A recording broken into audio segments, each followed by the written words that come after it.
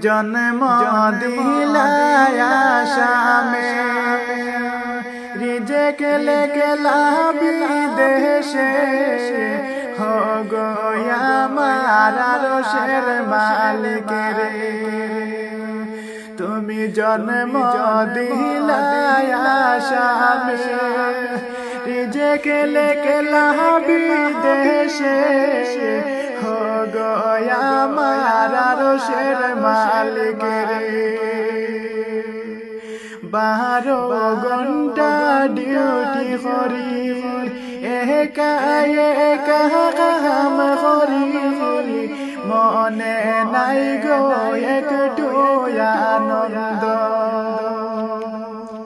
আমার দেশের বাহারি সারিয়া আহিলাম দূর প্রবাসে কেমন আছে মা জননী রে কেমন আছে মা জননী